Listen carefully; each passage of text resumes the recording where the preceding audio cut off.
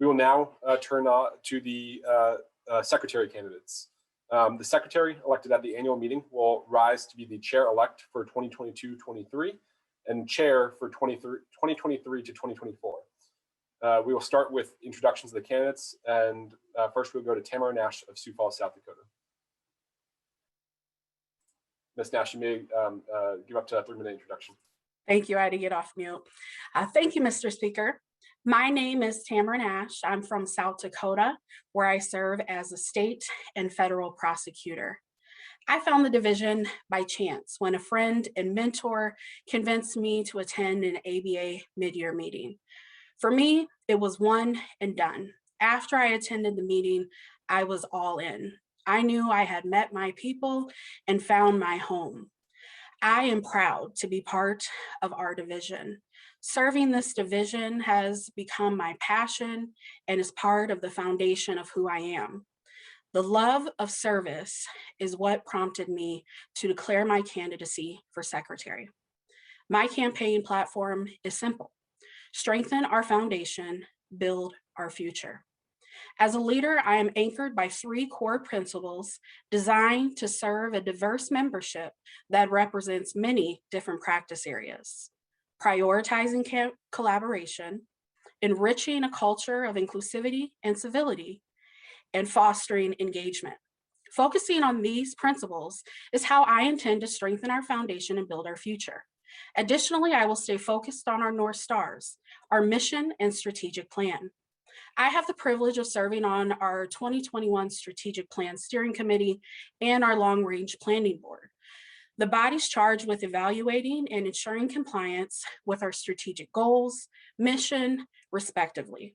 As such, I appreciate that the entire association is facing a critical juncture where each SDF is being asked to articulate its value and think critically about core member services it provides, as well as its contribution to the larger association. Given this critical moment, it is essential that our elected leaders have the necessary experience and knowledge of our division's framework and resources, understand our strategic goals, and have insight on how to pave a path forward into the future. I am committed to a future for our division that is rooted in these priorities and the priorities that our members have articulated. Our time is now. We must answer the call to lead the way.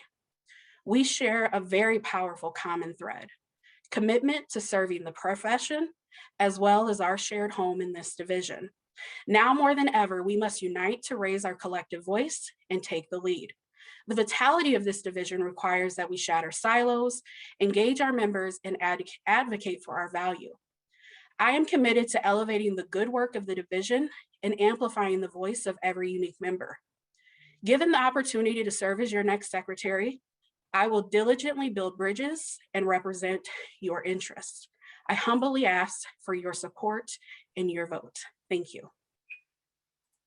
Thank you, Ms. Nash. We will turn now to our other candidate for secretary, Matthew Curbis of Chicago, Illinois. Mr. Curbis, you may give an introduction for up to 3 minutes.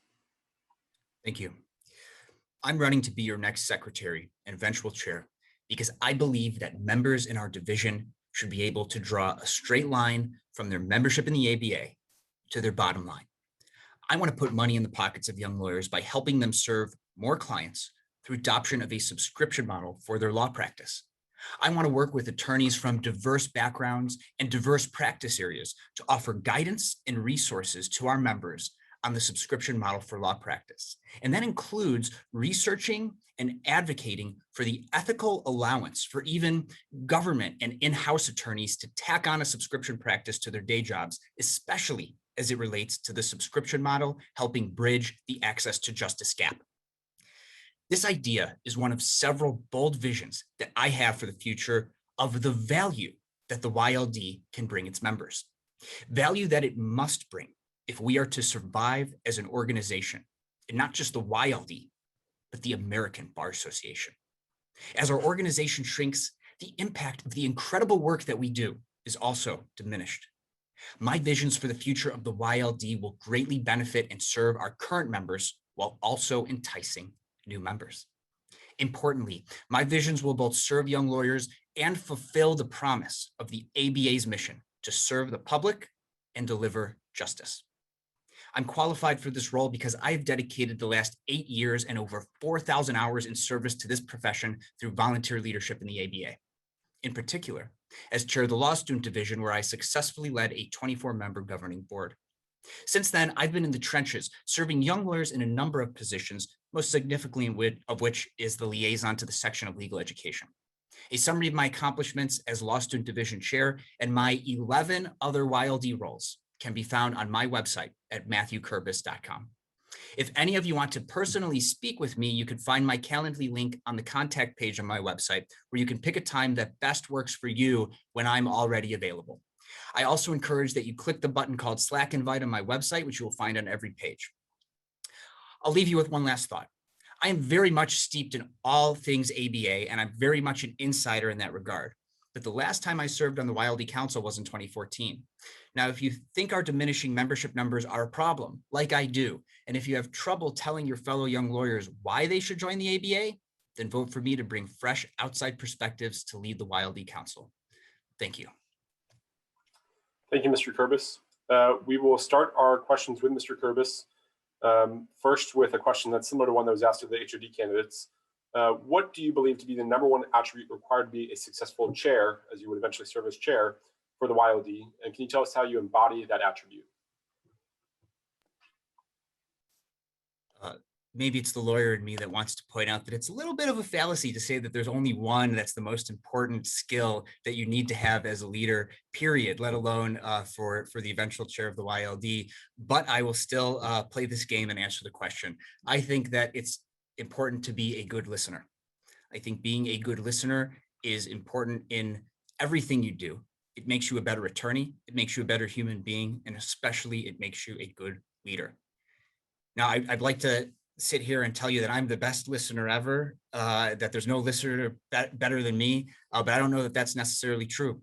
I have to always be improving on who I am and what I do, and that includes my ability to listen. But I think that in acknowledgement of this, I've done the best that I can so far to be the best listener that I could be, whether that's in representing my clients to know how to best represent them, or in terms of being a leader so that everyone on my leadership team has all the resources and information and access to other people that they need in order to do their job the best that they can in service of others.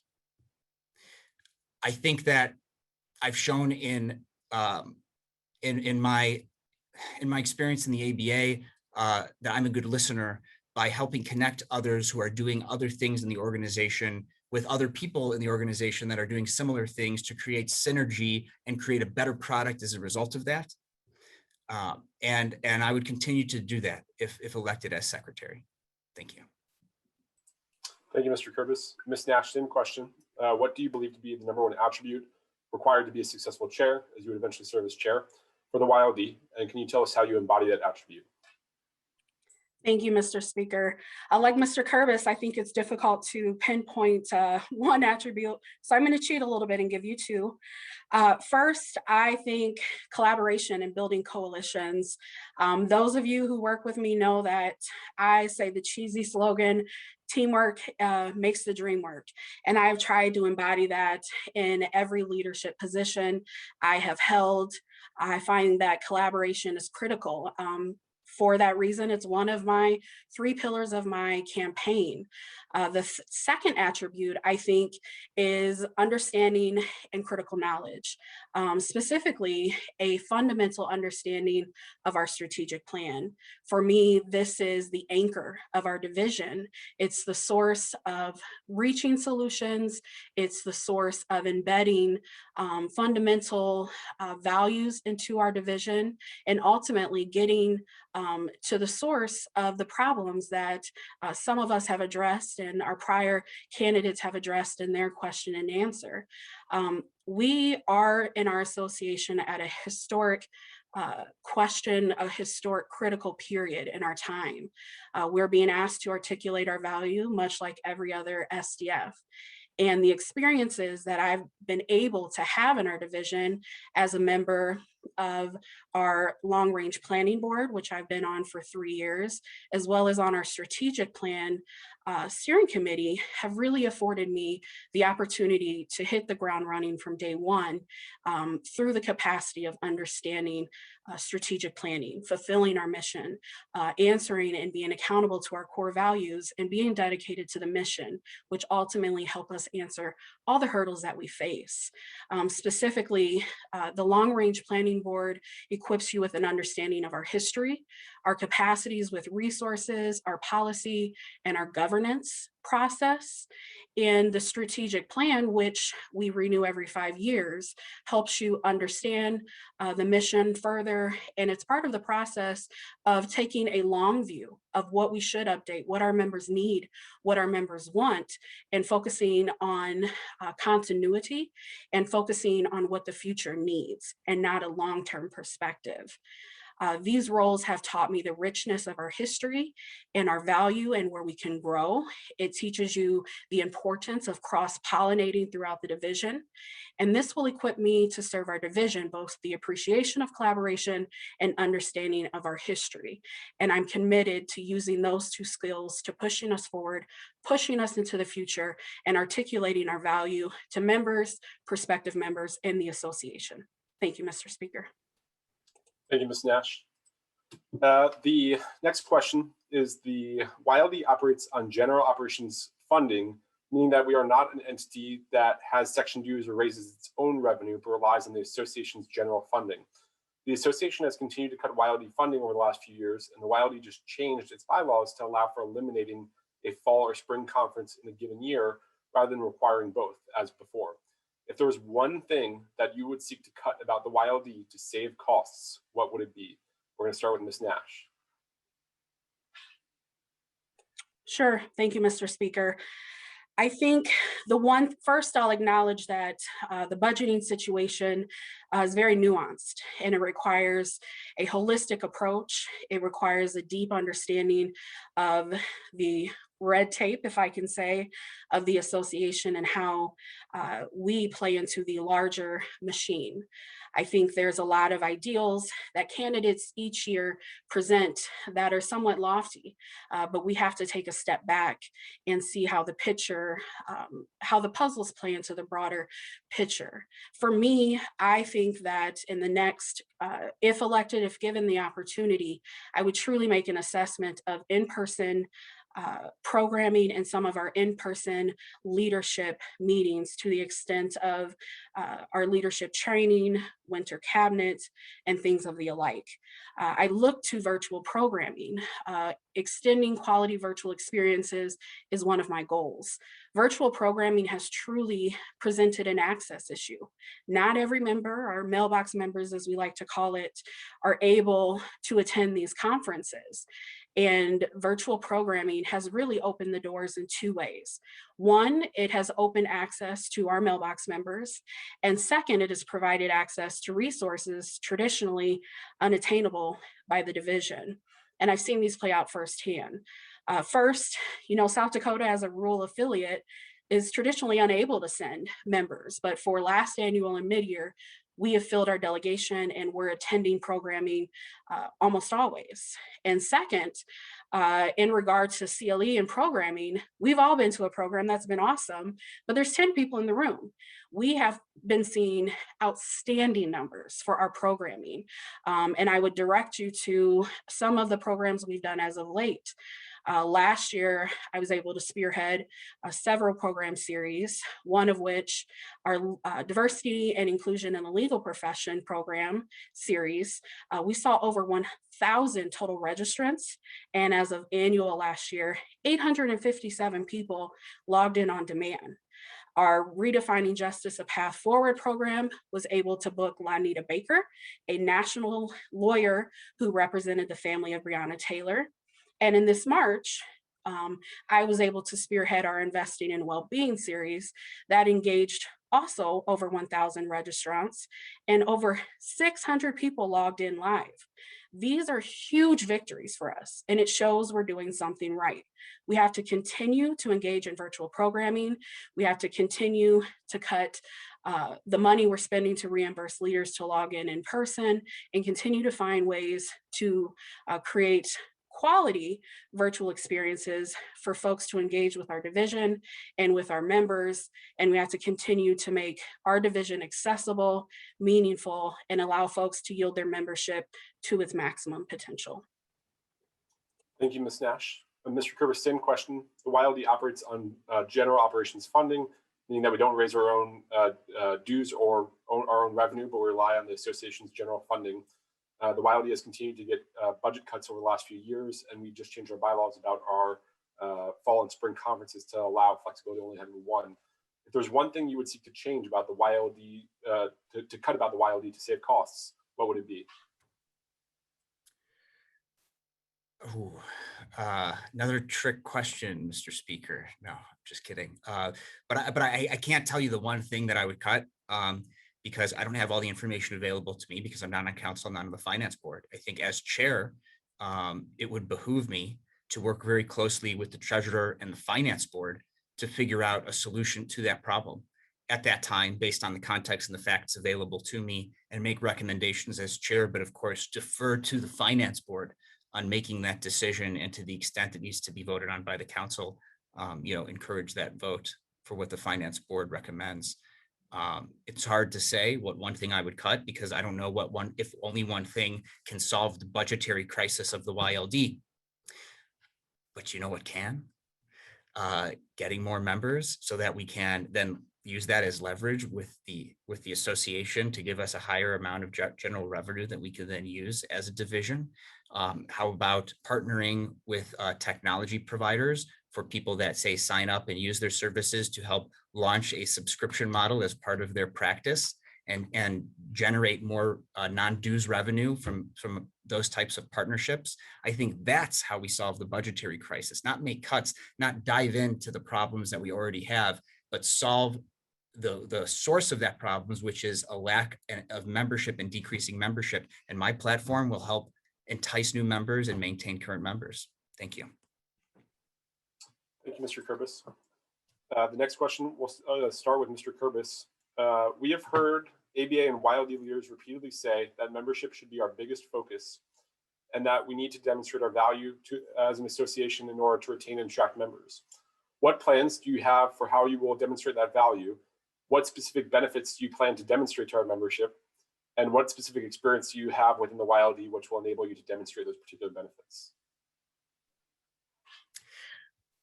To those of you out there, will you be surprised if I use the word subscription in this answer at all? I've said enough about that. I encourage that you visit my website, matthewcurbis.com, and read a little bit more about what I have planned for that. But with regard to other things, I think you have to, like I said in my opening, be able to draw a straight line between your membership in the ABA and your bottom line.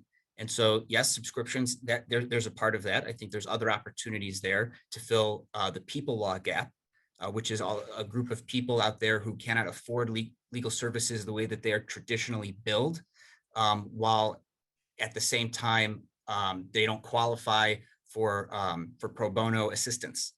And so the subscription model is just one way that we could fill the people law gap. And if I'm elected as chair, I will make sure that there are resources and people who are working on solving that problem, other ways to fill this people law gap. And that's another way that we can both serve the public and help attorneys make money. And I think that if you're helping attorneys make money in the ABA by being a member of the ABA, it's going to be easy for you as a young lawyer to define your value that you're getting for being a member in the ABA. I have other ideas. I encourage everyone to visit my website or please schedule a call with me so I could talk about it more in depth. Thank you. Thank you, Mr. Curbis. Ms. Nash, same question. We have heard ABA and YLD leaders repeatedly say that membership should be our biggest focus and that we need to demonstrate our value as an association in order to retain and attract members. What plans do you have for how you will demonstrate that value? What specific benefits do you plan to demonstrate to our membership? And what specific experience do you have within the YLD which will enable you to demonstrate those particular benefits? Thank you, Mr. Speaker. I think that's a great question. The value of our membership to me is tremendous. For me, it boils down to relationships and resources. At this moment, as I mentioned, we are facing a tremendous hurdle, but I am confident that we can rise to the occasion and we can leap that hurdle. Uh, to that end, our greatest challenge is creating a cohesive and strategic membership strategy. And I think that encompasses both our issue with growing membership, collecting, obtaining members, but retaining them. And we know that our membership numbers are currently at about a loss, or I should say, we're looking at a loss of about 4,000 young lawyer members. But recognizing the issue is there is one thing. The meaningful inquiry is, what do we do about it? First, we define our value as a body. Then we collectively articulate the value to both our members, prospective members, and the broader association. And this is an all hands on deck issue in looking towards solution. And one of my goals is to look at a cohesive way to approach this problem.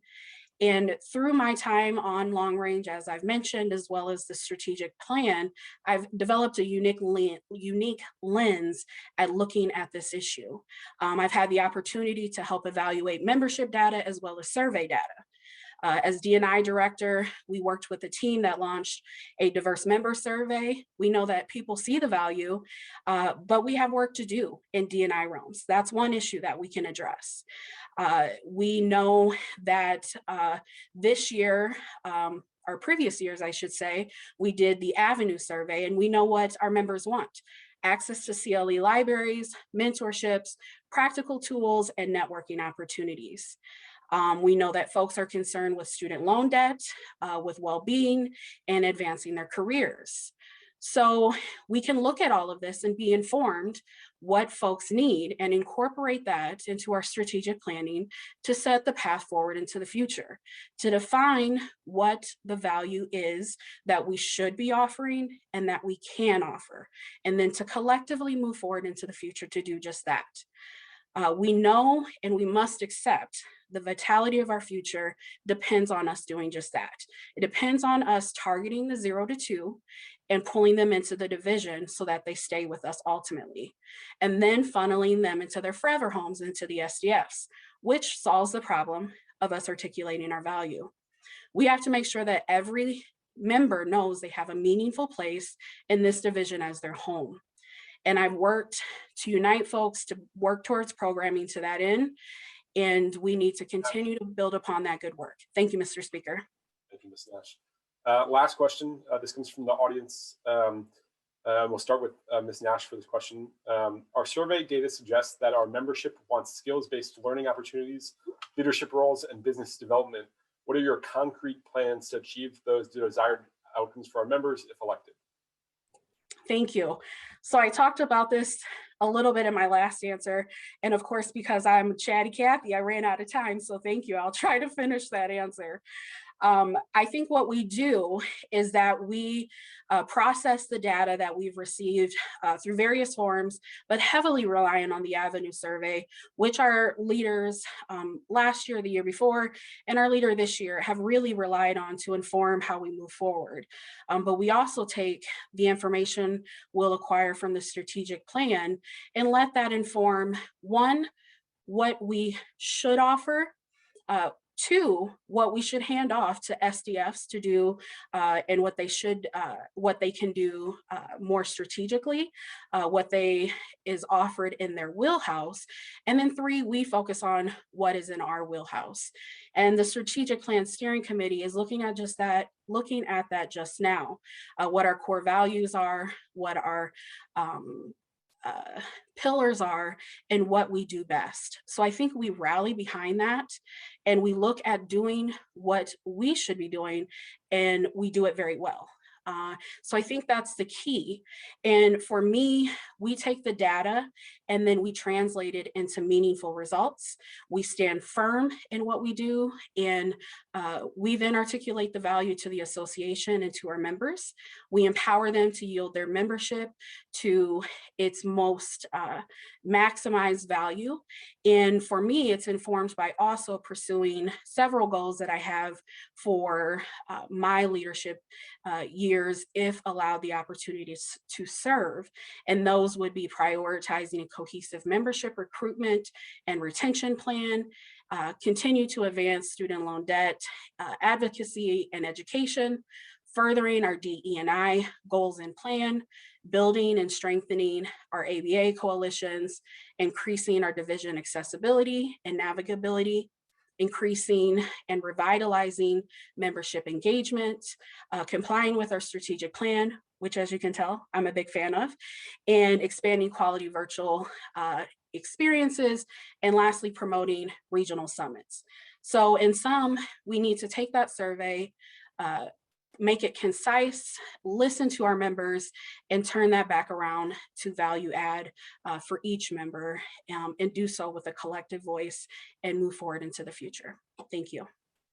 Thank you, Ms. Nash. Mr. Curbis, same question. Our survey data suggests that our membership wants skills-based learning opportunities, leadership roles, and business development. What are your concrete plans to achieve these desired outcomes from our members? Thank you, Mr. Speaker. I'm all about that business development. And when I hear that, I hear attorneys want to make more money.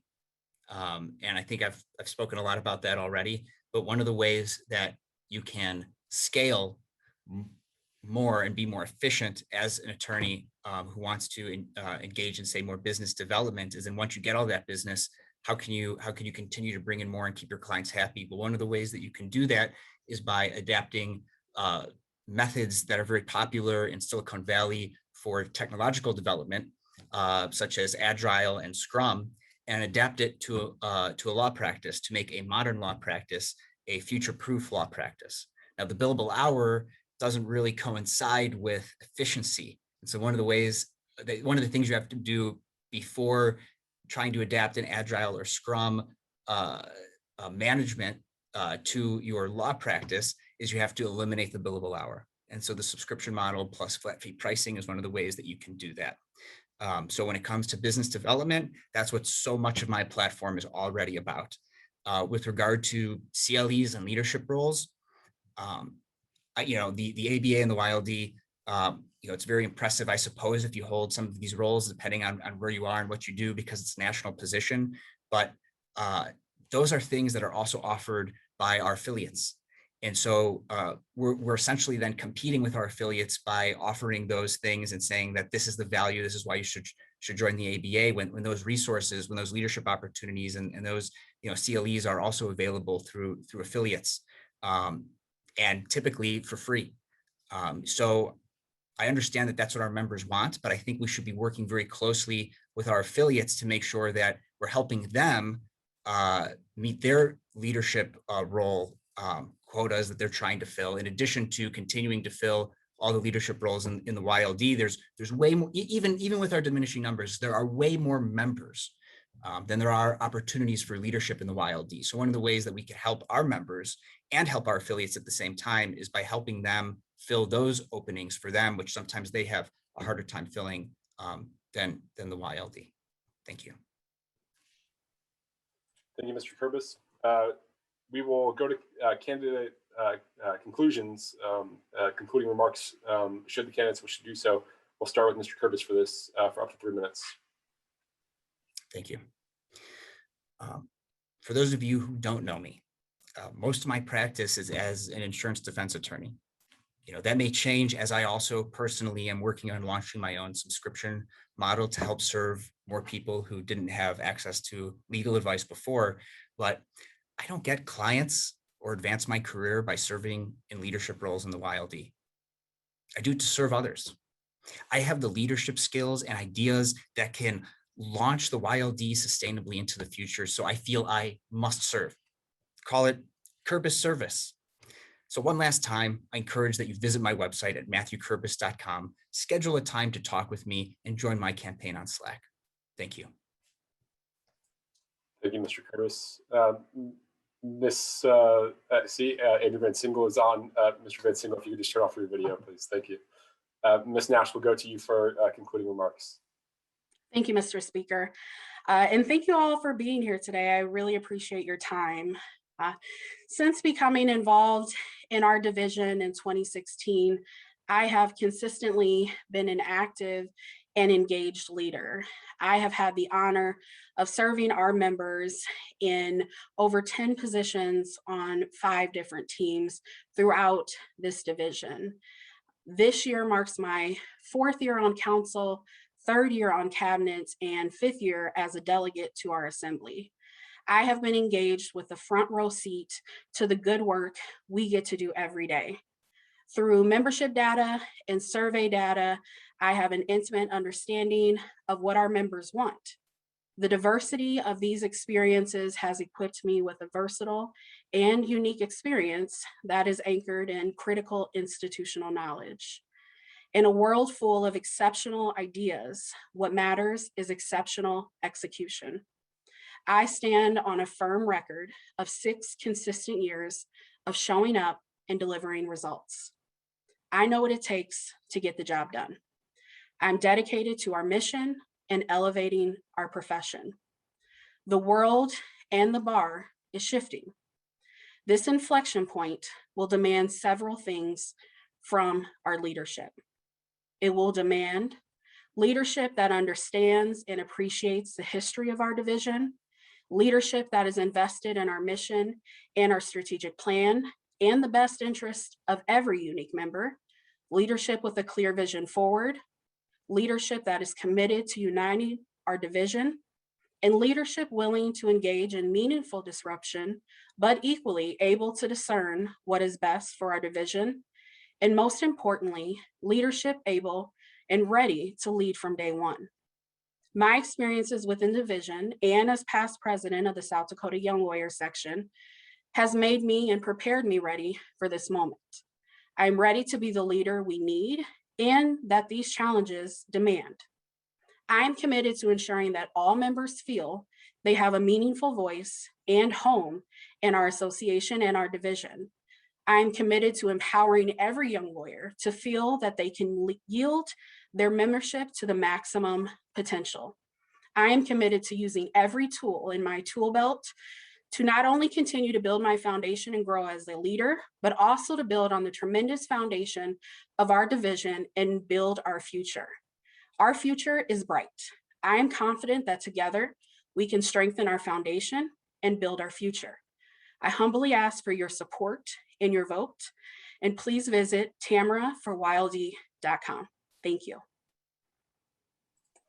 Thank you, Ms. Nash. And again, thank you to Ms. Nash and Mr. Curbis for their willingness to step up to the plate and put their name into consideration for secretary.